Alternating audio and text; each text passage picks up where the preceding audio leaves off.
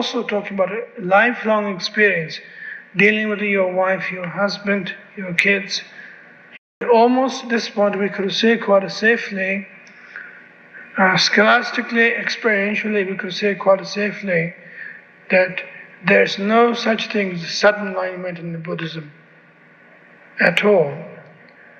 So-called sudden enlightenment is understanding which depends on the process that we have experienced already.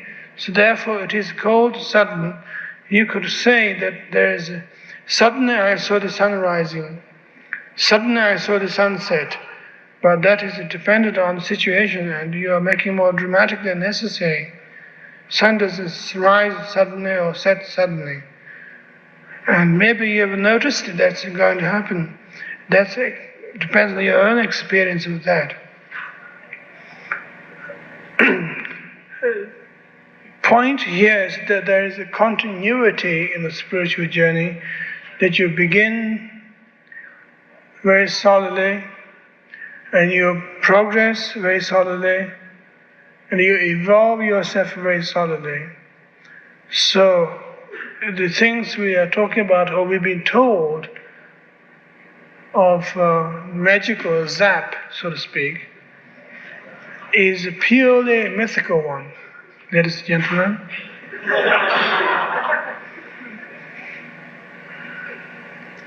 And the zap cannot take place unless you are in that situation to be zapped, which makes automatically the zapping is a gradual process rather than sudden experience. So, at this point, what I'm trying to say here in the spiritual path generally is I'm saying that don't expect supernormal magic of any kind, anything. Some of you might have experienced that kind of magic, maybe so. And some of you have read about such magic does exist, used to exist, or did exist, does exist, will exist, whatever. But however, magic doesn't exist. The magic depends on the magician, and the magician depends on the trainers of the magicians. So magic can't appear unless there's a magical situation.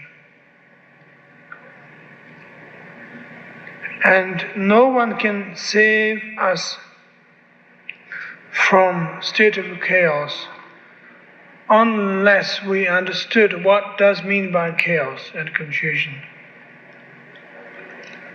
Unless we suffered from it. Otherwise, the chaos doesn't become chaos because we don't notice it. So once you begin to notice it, you're already on the path, that you begin to feel uncomfortable and nuisance, that something's bugging you constantly. You're already in the chaos, but you're already taking a slow journey.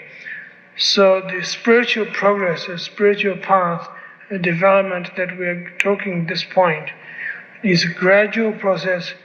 So-called sudden enlightenment is a purely definition in language and the concept rather than really something's taking place.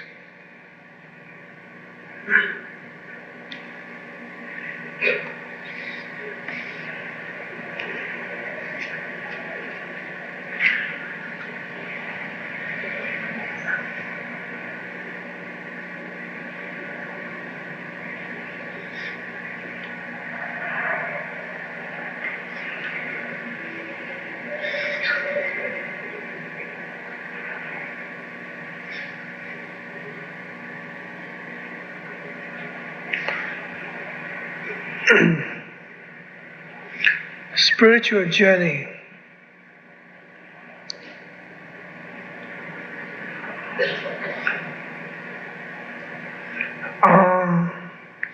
One of the fundamental important points that we should understand is that the journey, so-called journey we're making, the so-called spirituality we are talking about,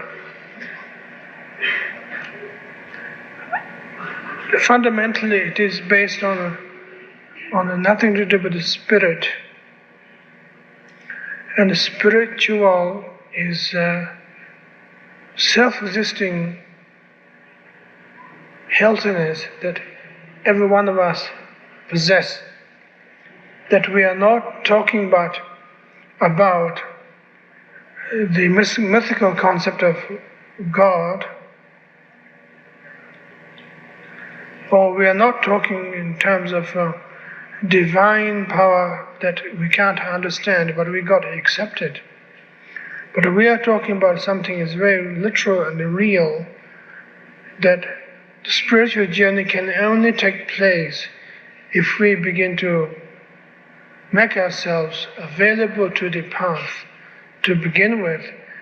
And such process takes place, such as like shamatha experience in the Hinayana level, slow process of mindfulness,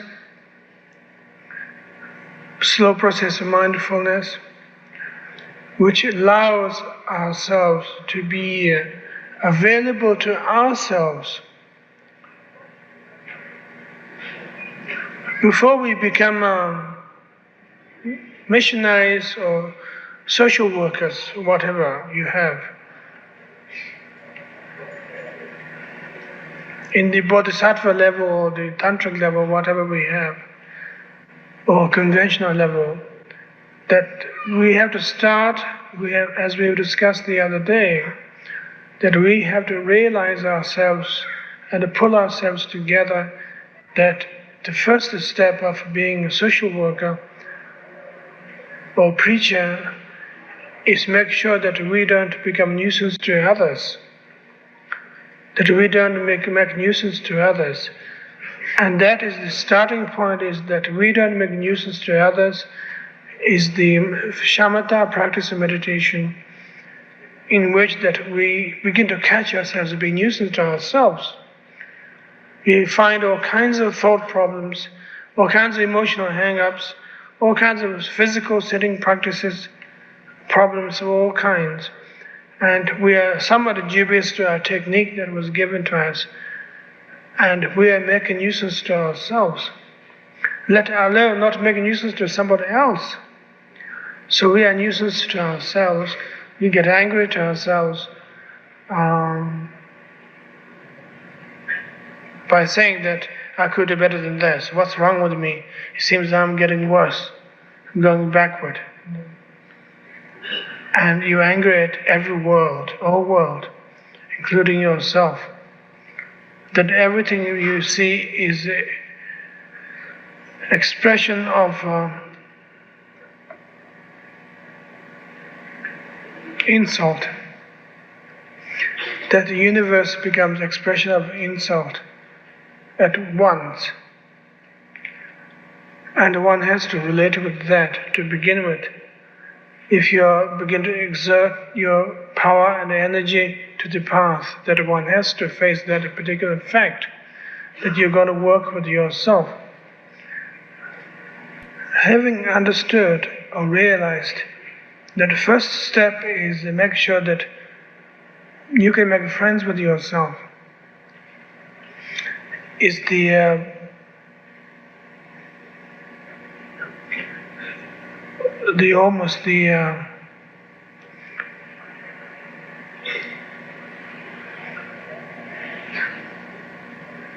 motto of shamatha experience, is that you realize that you made a friend with yourself, that you have accepted, acknowledged, and you begin to work with subconscious gossip, fantasize dreams, and everything that you learn yourself. Come back to the technique of awareness of the breathing, which is being taught by the Buddha. And then, having made friends with yourself, you begin to realize a sense of relief and a sense of excitement, but at the same time, one should be very careful not to get excited, overly excited, that there's still your schoolboy. If your homework, last night's homework is good, that doesn't mean to say you're out of the school altogether. You got to come back to your class, you got to work with your teacher, you got to do more homework because you are more successful, you are very good at, which demands more pressure and attention on you. And you are not quite yet to quit your school. You got to come back, you got to work. And the next process is what's known as Vipassana experience, which is a sense of awareness, fundamental awareness, which is to say that awareness which acknowledges the boundaries of non-awareness, boundaries of wandering mind, and begin to acknowledge that situation. And once you begin to realize the boundary that your awareness is taking place, and your mindless, your confusion is taking place, one begin to realize that, but however, you don't make a big deal about that particularly, but you accept the whole thing is part of the basic awareness that not only you be aware of your breath, not only you be aware of your posture, your thought process, but you are fundamentally aware, fundamentally mindful and aware. In the basic that there's some sense of totality is taking place, that you're aware of the room, you're aware of your rug, you're aware of your zafu, you're aware of what color of hair you have, and you're aware of what you did before you came to sitting practice, and you'll be constantly aware of those things. But then there is non-verbal awareness, non-conceptual awareness, which doesn't talk terms, or doesn't relate to the terms of facts and figures. What time you came here and said meditate, but you have a basic, general, abstract level of awareness, that being, sense of being, and sense of this is taking place. In fact, something's happening right here. Sense of being, sense of experience without word, without terms, without a concept, without a verbalization or without visualization, but sense of being is taking place. And that is unnameable. And we can't call it consciousness exactly. Whereas if you are conscious, you begin to relate with the inputs, how much you're getting in, how much you're not able to get in. We can't even call it awareness, which is sometimes a misunderstanding. That is not quite awareness, it's a state of being. Being what? One never knows. It's just a being without anything. Are you being Jack? Are you being Jill? Are you being Smith?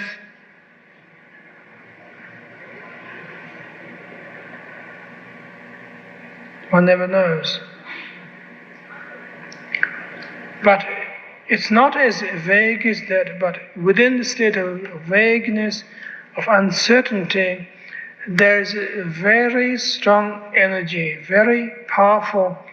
Something is taking place, something's happening. That there's a shock, there's electricness of pulled back in the presence constantly.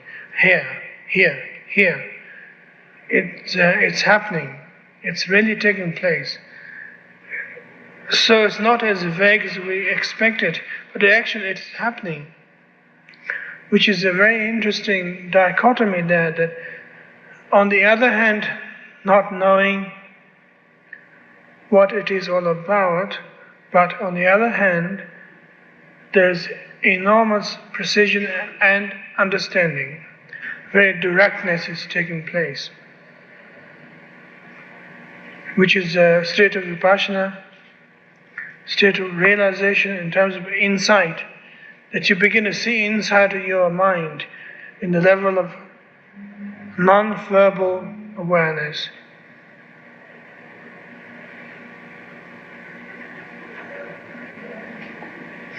Non-verbal cognitive mind is functioning, which is the state of Vipassana, is non-verbal cognitive mind is functioning. It is non-verbal, non-conceptual, because you can't say, I now hear the traffic, I now hear the cuckoo clock, or I now hear my wristwatch is clicking, I now hear my wife is yelling at me. But I hear, but I don't hear at the same time. This totality is taking place with a very precise something or other is happening.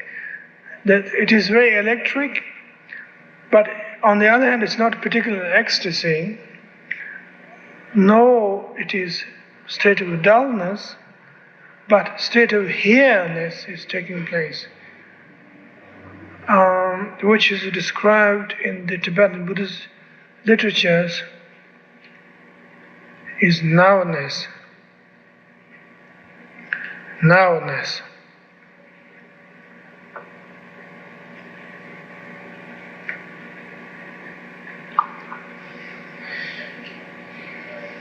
Sometimes that state is referred as the fourth moment. That sounds maybe more mystical than what it meant. Its fourth moment is being you have past, present, and future are three moments. Then you have something else taking place, which is called a fourth moment.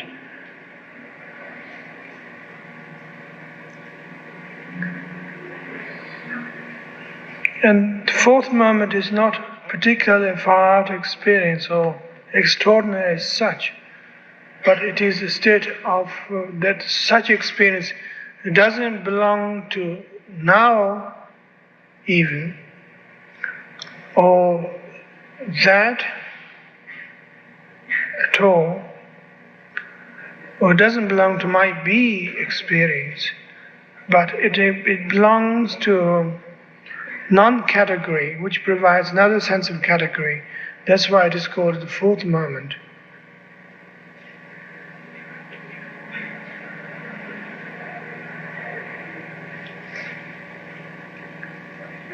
That is the state of vipassana, or the state of non-ego. In Tibetan term, it's called Laktong Dhammitok Vishirap, which means that the knowledge of egoless and insight.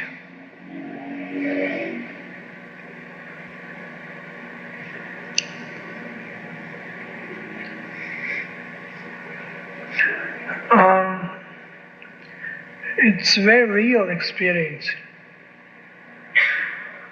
That nothing can be misunderstood by this, that it is so overwhelming experience that the experience coming at you, in fact, at some point, once you have a sense of perspective experience coming at you, you are experiencing it precisely in great detail.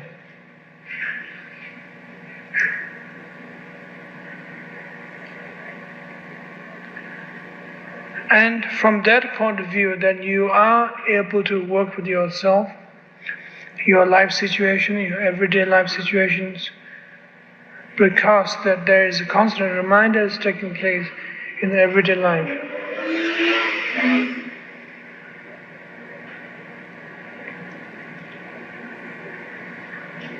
All kinds of little hassles. You forgot to pay the telephone bill.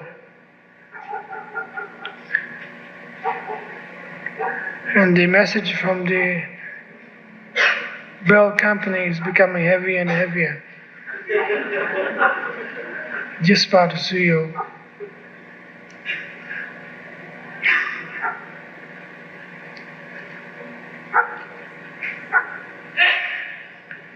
That our motorcycle is just about to catch fire because you're overextending its power.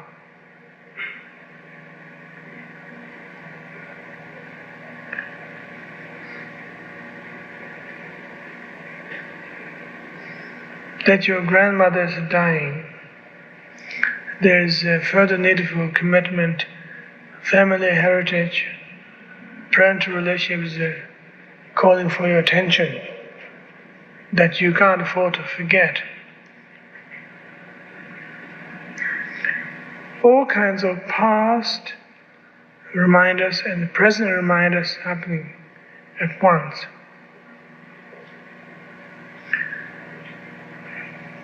And there is a state of turmoil.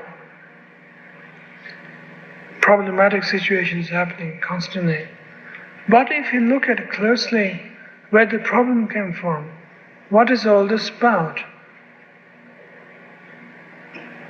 You begin to experience the fourth moment. The problem comes and problem goes, but still remains problematic. That is the state of fourth moment, is that a problem remains as a problem, that nothing dissolves into a lovely, lighty, beautiful, creamy, honey, lotus lake. And it remains still potent, slightly painful, sour, as if the universe is staring at you. The world is looking at you with a disapproving look. That you haven't been quite good or enlightened as you should be. Some disapproval look that the world does when the sun shines, it looks at you. When the cock cries, crock-a-doodle-doo, it says the same thing. When the motor car honks outside your house, it says the same thing. When your telephone rings, it says the same thing. There's ironic mockeries taking place all over the place. It's not that the devil is against you and therefore trying to destroy you, or some magicians have put spell on you, therefore they can't get at you. But the world is constantly, very powerfully, in its very subtle way, trying to remind you that you should remember your fourth moment. The fourth moment. That's what's happening. In the level of Vipassana experience, that experience becomes very real, very precise, and it transcends even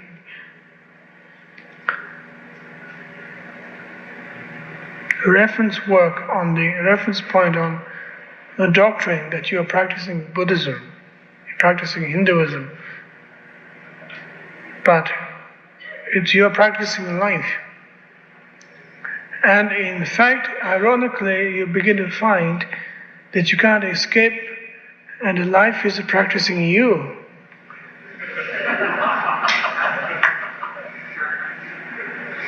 And it becomes very real and very obvious. And that is a very, very important starting point or state of processing, evolving oneself, that you begin to realize that you are on the path, that everything what happens in your life is to begin to haunt you. Sometimes the haunting process takes pleasurable confirmation, and sometimes painful, threatening of all kinds. That there is some kind of a ghost is haunting you all the time, which you can't get rid of. You can't even call the Catholics to exercise.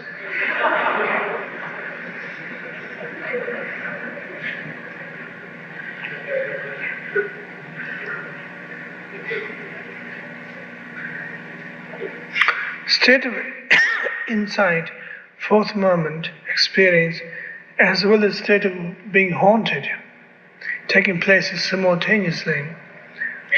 That's an interesting place to be, that you might feel that you are sitting and camping on the razor's edge, making campfires quite happily, but knowing that you are on the razor's edge, that you can't quite settle down and relaxing and build your campfire, but one still does it.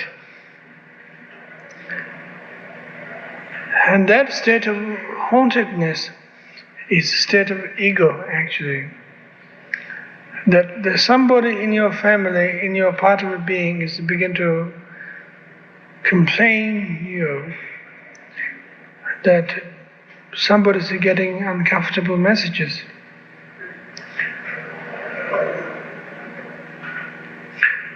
In other words, that state of awareness of fourth moment that we talked about in the Vipassana experience cannot be materialized unless there is the slight tinge of being haunted by your own ego. The hauntedness and the sense of insight both work together, which builds the experience. Experience cannot be happening unless there is a black and white taking place, a sweet and a sour working together. Otherwise, it becomes no experience. You're just absorbed into the sweet, or you're just absorbed into the sour. So you have no way of working at all.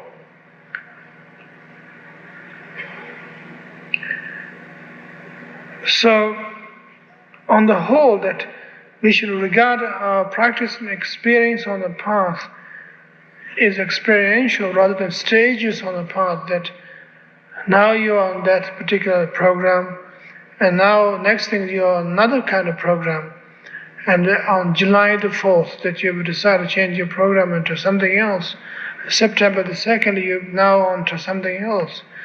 You go to the first booming or the second booming. You're on the Vipassana training now on July the 10th. You're going to be on the Vipassana training. And somehow things doesn't work that way.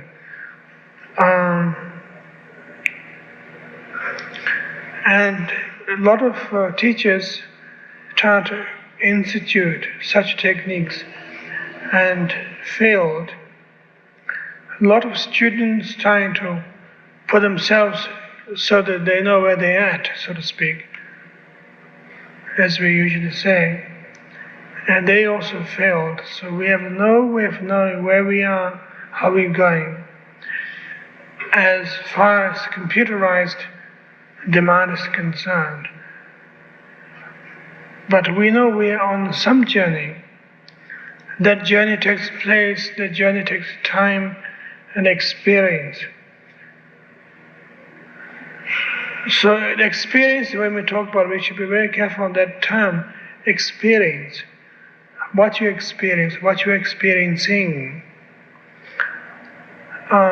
Experience, traditionally speaking, works that you have an idea and expectation. You have some kind of pre-warning as to idea might be. Somebody told you and you might know roughly, and you prepare for it. This particular experience might come to you, and then you wait for it. You do as better as you could. You exert yourself, and then you have the experience. Everything's absolutely predictable. But when we're talking about this case and experience is concerned, we are not talking about a programmed, predicted experience as such. We are talking purely in terms of experience which come from the unconscious mind, that you begin to feel like if you have a cold shower and suddenly it's turning into hot, burning water coming out of it. It's so instant, it's so real. For a moment, when you have the hot water coming at you, you still think it's cold. then you begin to feel something is not quite right with that particular coldness. It begins to burn you. It's unprogrammed experience. It's like that. Nothing is a particular experience in terms of expectations, but it's like turning hot water and cold water, simultaneously experiencing in its own individuality.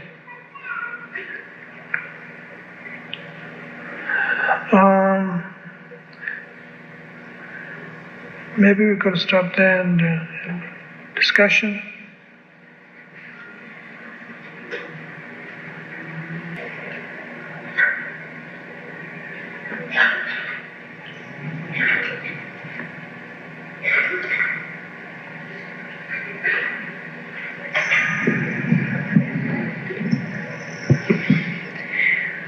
Could you please explain the difference between the present and the fourth moment? Present is the third moment that you are being there. Like when we talk about I could feel your presence. You could feel the presence of the light being switched on. Now there's no darkness. It is some sense of security of some kind, that you know where you are. That you keep your flashlight in your pocket if you run into darkness. And suddenly you take it out and flash it where you're going. You feel enormous relief created by that little spot of light that it created in front of you, although you don't see the whole thing, but you feel the sense of presence, present, of existence, of having flashlight and lit and able to see where you're at, where you're going about. And the fourth moment seemed to be is state of totality in some sense, that there is basic awareness taking place which doesn't need particular reassurance as such, but it's happening. It's there that you feel the totality. You not only see the flashlight beam, but you see the space around you at the same time. It's a much larger version of the third moment.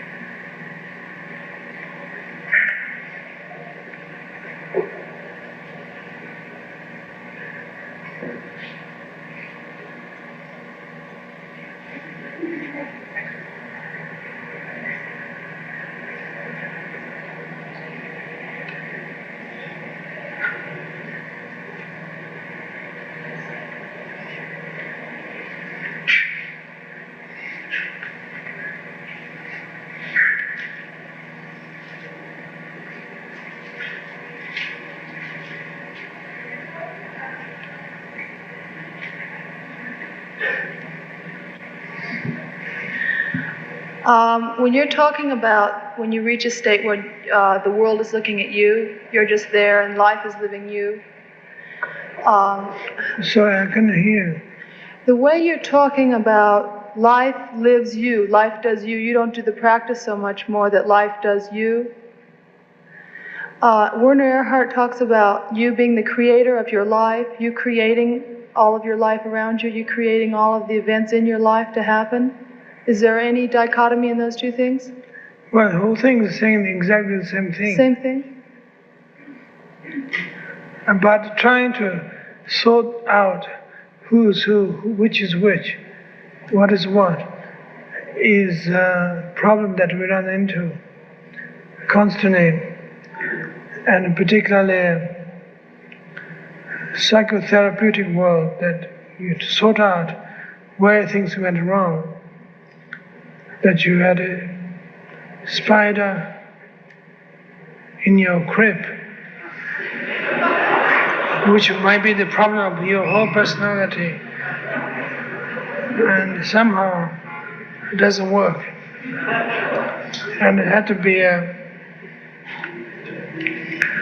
experiential, non-educational, in fact, experiential.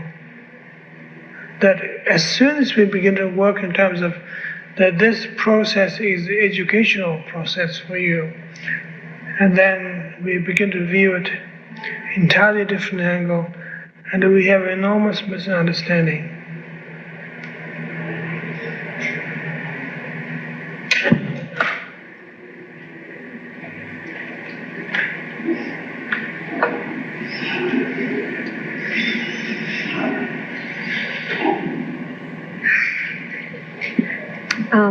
Is it necessary first to conquer the emotions in order to allow the fourth moment experience to exist? We are not talking about a battle at this point. You see, the fourth moment exists with the emotion as well as independent of emotions. The fourth moment can only exist if we view the situation as personal experience, very personal experience. Like you have lost your temper, your anger with somebody who did dirty tricks on you, you dislike that person enormously, and only evidence that you hate that person is a series of concepts, ideas.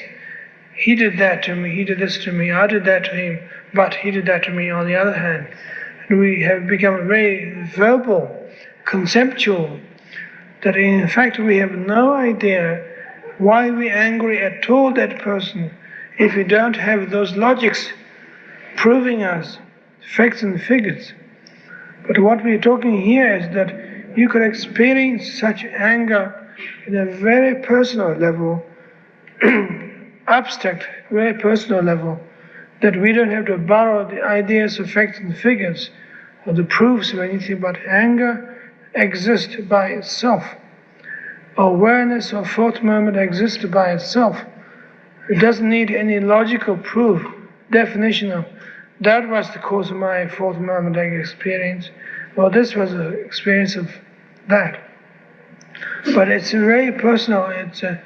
That's why it sounds very vague to explain. But in fact, when you experience, it's very powerful and not at all vague. So we have no word for that, no explanations for that. But it is very definite experience. It's experience without label of experience. Can you make anything out of that?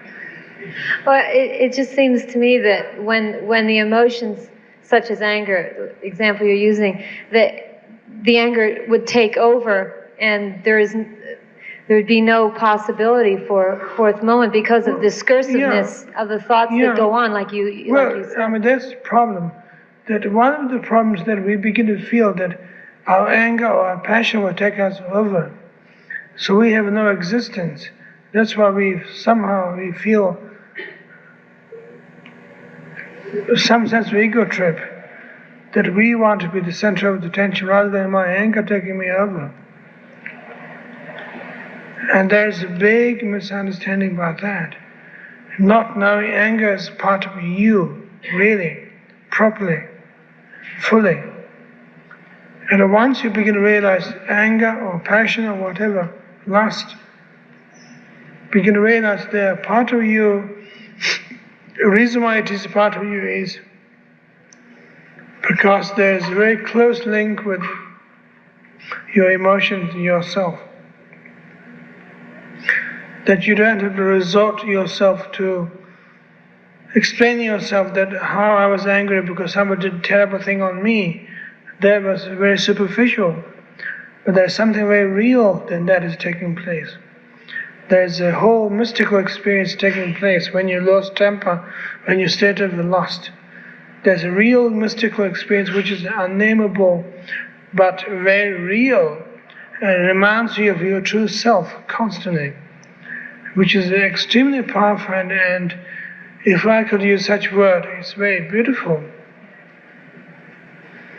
And we have to experience that particular thing, rather than trying to grope around, how can I solve my problem with my divorced husband, he annoys me, those little crude examples tend to become simply just another cage. Thank you. Welcome.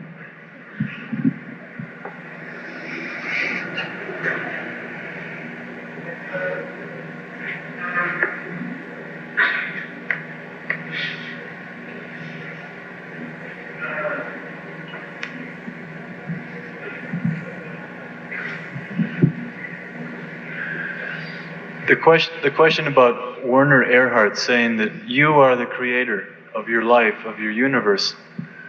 Your reply to that, where you said it's the same thing. Who said that? Werner Erhard, is that his name? Yeah.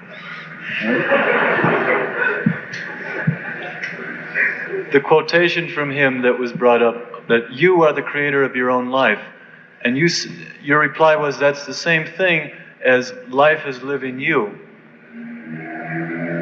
I didn't understand your reply to that question. Which you is it that is the creator of your own life? And you used the word true self in reply to the last question. Is that,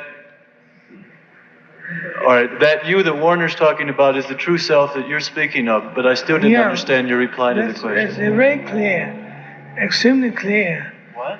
Extremely clear. It's very obvious that we are not talking about a particular personality, particular you, but we are talking about which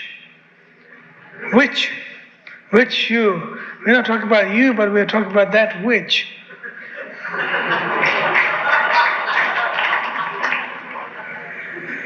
It's not a question. The problem is not on the which. The problem is not on the you, but the problem is on which. And we are talking about the which. I'll work with that.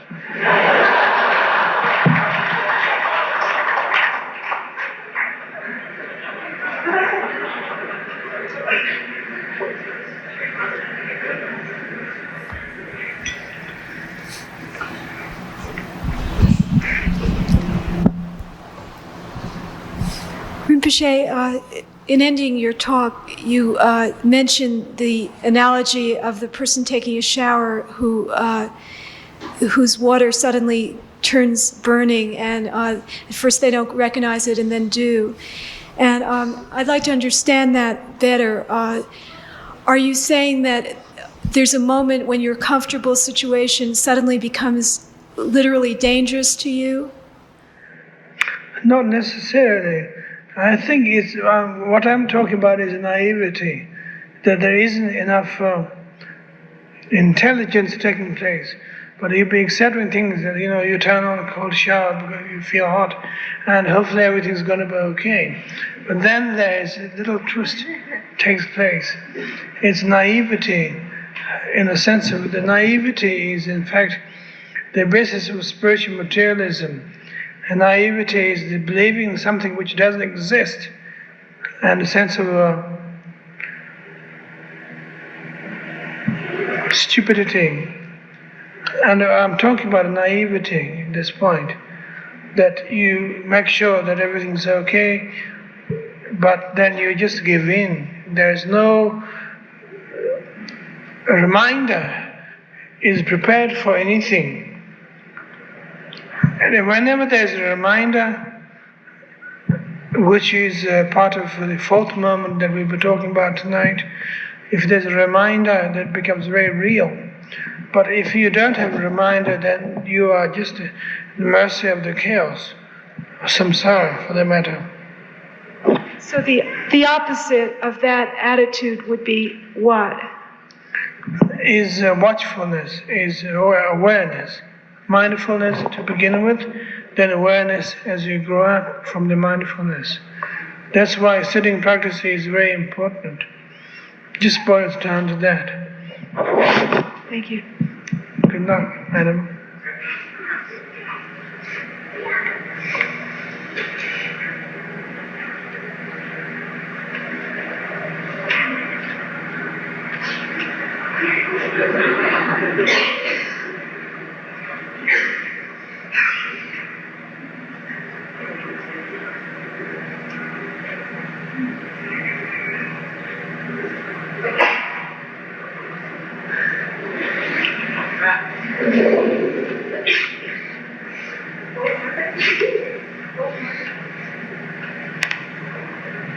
Thank you. You mentioned the concept that there was no sudden jump to spirituality except through Tantra. Wouldn't it be easier if we sort of went into Tantra instead of going through this long process we're struggling to get through?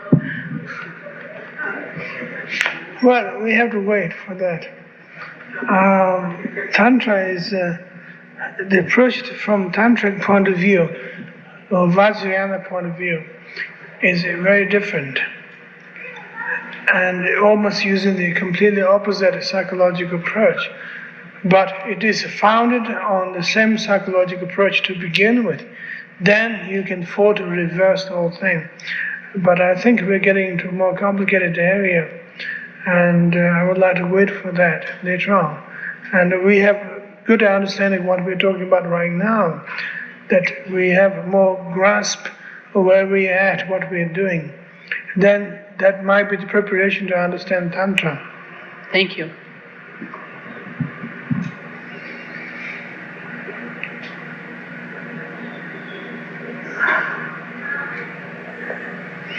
Bearded gentleman over there.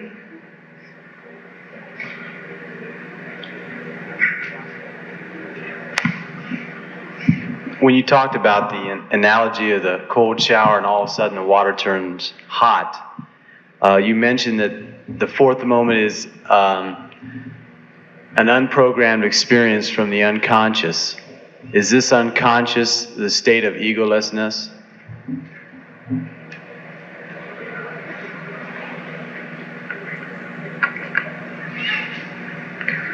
What do you mean by unconscious state of egolessness? You said this experience, when the water suddenly turns hot, is something that you can't be prepared for. So it comes from the unconscious. Is that a state of... Well, I don't know where it's come from. It just comes. There's no point where you have to trace back particularly. It's an experiential thing. And it might come from all kinds of things. It can come from God, for one thing. Or Adam and Eve. And there's endless things that we could hypothesize. But it doesn't really come from anywhere from Buddhist point of view. That you don't have a God, you don't have Adam and Eve. You are you. So it doesn't come from anywhere. It exists. That's the point.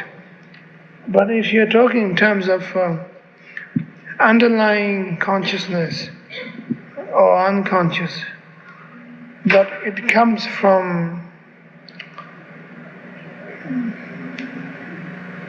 that abstract state of mind, which is a very literal thinking, state of literal thinking which doesn't have a logic is formulated yet, but just we have a sense of ape instinct. Maybe that's the simplest way to look at it, is the ape instinct that provide that radar instinct.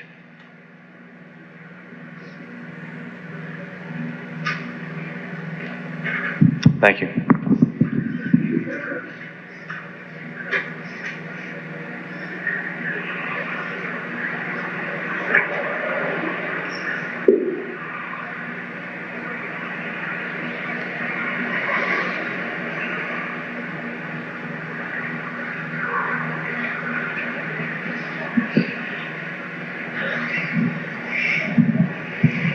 Can you compare the... Can you compare the fourth moment to the idea of the witness? Idea from what? Of the witness, somebody inside. Witness? Yes.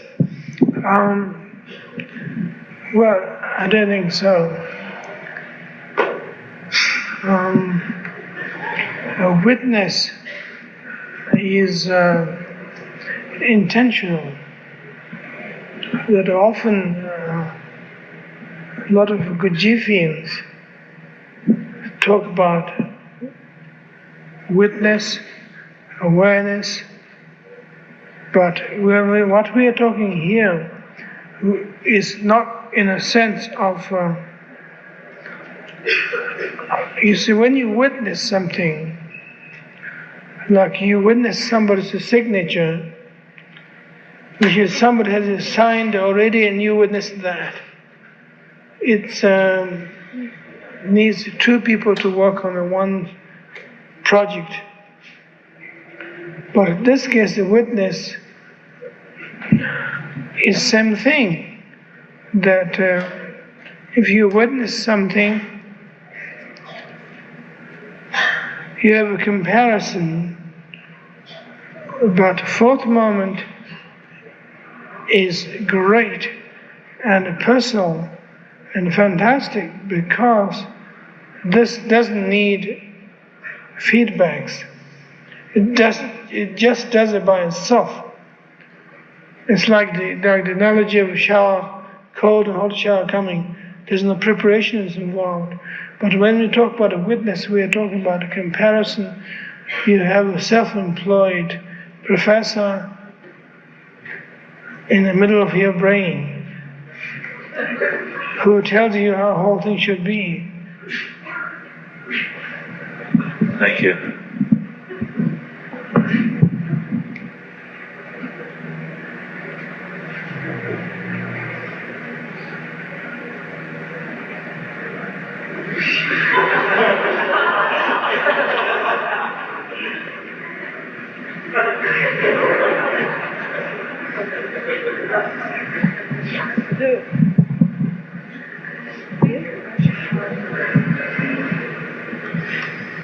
Does the path exist in all of the four moments and the other way around? Or is the path something else outside of the four moments? Well, path is you. The point is being that if you don't have dry motor car, you can't have highways. Because people be driving motor car, therefore you have a road and highways. It's the same thing. It's an interdependent thing. You exist, therefore path exists. It's very personal. But at the same time, it is very impersonal as well. That a path exists because of you, but on the other hand, on your path, a lot of people can trod on it. Someone like you. So that's what the meaning of Sangha, or community, is that you discover the path. And you are the maker of the path as far as you are concerned. But having created a path, a lot of you using that path, which you are included, but others also included as well at the same time.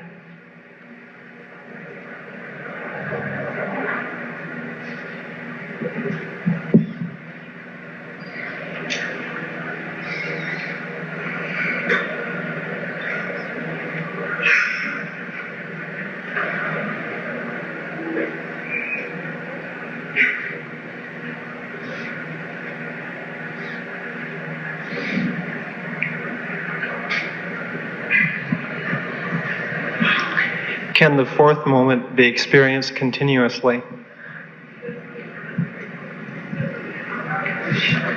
Possibility, but then it ceases to become moment.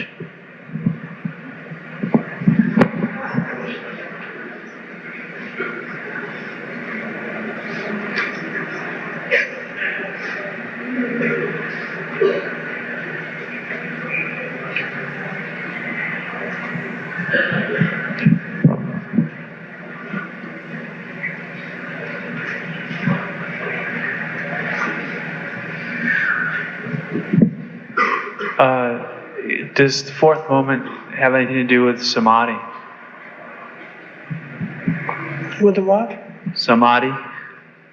What is? Samadhi? Can you relate those two terms? Samadhi. Samaya? Huh? Samadhi. Samadhi. As in Savikalpa and Nirvikalpa. Samadhi. Samadhi.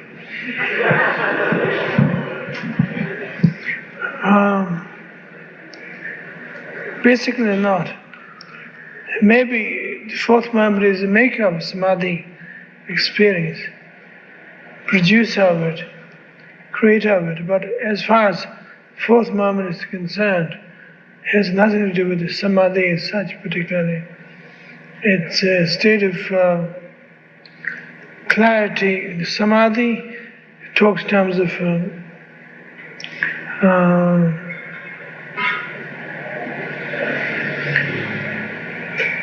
subtle involvement, but sense of fourth moment is not particular involvement as such. It is actual recognition of things that are taking place on the spot directly. So it seems to be different than samadhi from that point of view.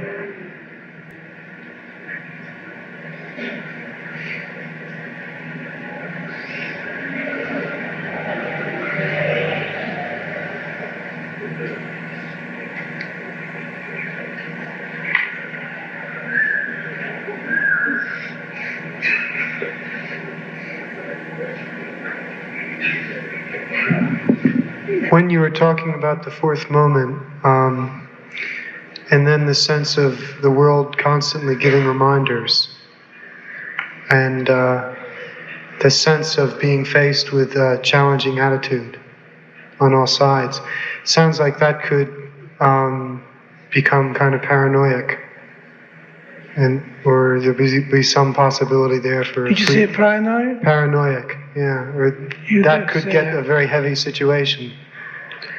And I was wondering if is there some wisdom about handling that, or how to approach that? Well, paranoia at this point is a reminder.